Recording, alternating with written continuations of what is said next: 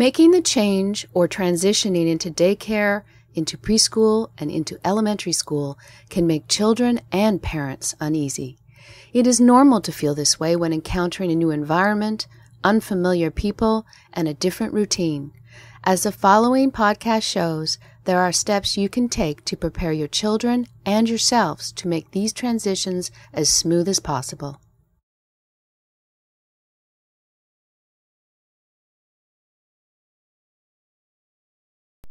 So what are some of the ways that parents can help get their child ready for junior kindergarten or senior kindergarten if they've never before been enrolled in a structured preschool or daycare setting? Okay, well, I think the most important thing is that parents listen to their children. Children have ideas about what kindergarten is going to be like, so if parents can just listen to their child talk about his or her feelings.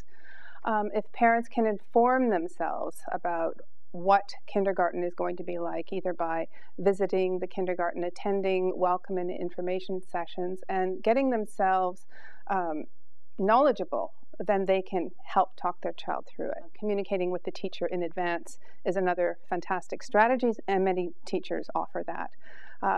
Our research has shown that children who've been through kindergarten say that getting to know the rules is the most important piece of kindergarten. So if children can know what the rules are, like where to hang up their coats and where to go to the washroom and how to get the teacher's attention and how they're going to have their snack, if they can know all those things, that relieves their stress in a big way.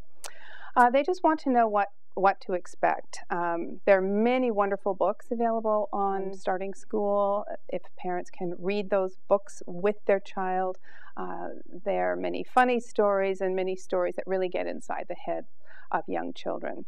I guess another important piece is if parents cannot convey their own feelings of anxiety about their children starting school, that goes a long way to help their child. When parents have a hard time letting go, children then have a hard time letting go as well. So for children who have been in preschool or nursery programs, but not in daycare, do they need any extra transitioning to ease into junior kindergarten or senior kindergarten?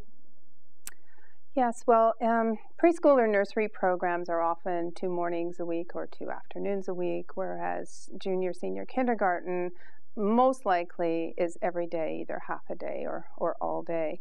So that's one piece that is worth talking about. It's also important to hear what children think kindergarten will be like, to rehearse with them what the new routines will be like, how those routines will be similar, or how they'll be different from what they've experienced in preschool or nursery school.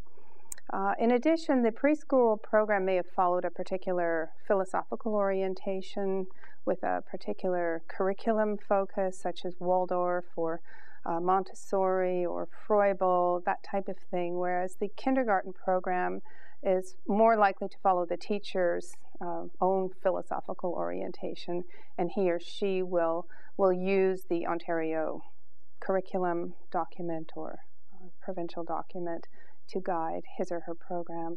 So I would say the philosophical orientation might lend a significant difference as well. For children who are or have been in full day care and will be going to kindergarten for part of the day, what can parents do to help them make the transition into kindergarten? Right, so here we're talking about a full day program for children, whether they're in child care kindergarten in one site or whether they're in child care kindergarten in 2 different sites. It's really good to talk about change before it happens. Even when the child care is located in the same school as the kindergarten, there will be questions in children's mind about how they're going to get from their child care to the kindergarten, and what's going to be the same and what's going to be different. They have many questions about the similarities and differences. So if parents can get the answers to those questions and talk with the child ahead of time about it, that's very helpful. Typically in kindergarten there would be more children, for instance, than there would be in childcare because of the ratios. So if parents can slant that positively to say that, you'll have even more opportunity to develop friendships in kindergarten. Another factor that sometimes parents are concerned about is rest time. Although it's not as common anymore, even in childcare, for children to have rest time or nap time. Certainly, if an individual child or a group of children needs a rest, that would be provided in childcare, but it would also be provided in kindergarten through a quiet area in the class, maybe with pillows, where children can lie down for a few moments. And as children get older or develop throughout the kindergarten year, the teachers can adjust their rest and activity programs accordingly. Another factor is that childcare often involves being driven to the locale, so parents drive their child to childcare, whereas in kindergarten they may walk to the community school. So that's a difference that children should have a chance to talk about. The big school involves kids of other grade levels, sometimes kindergarten to grade 8 or even grade 12, and so knowing that there will be kids of other age groups, older kids in the school, is something to talk about.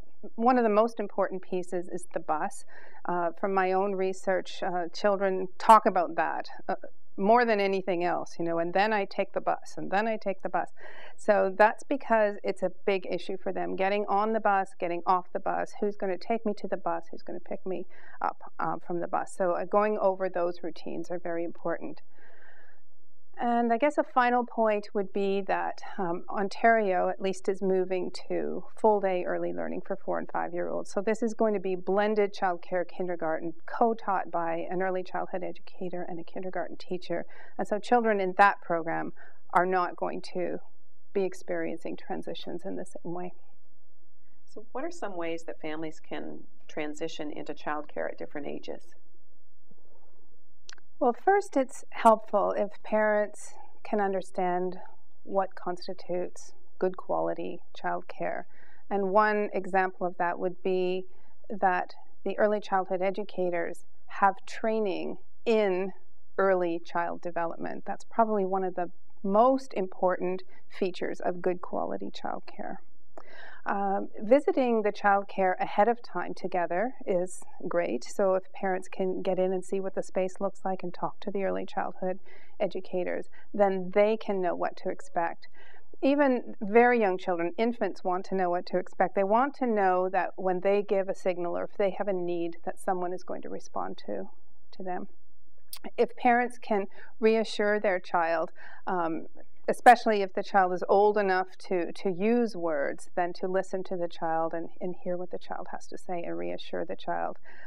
In the case of a child as a young infant, parents can let the early childhood educators know what their child's unique needs may be. This could be biological needs, such as when to be fed and diapering routines and what the sleep and awake time schedules might be. That's very helpful for the early childhood educator to know a child's unique biological needs.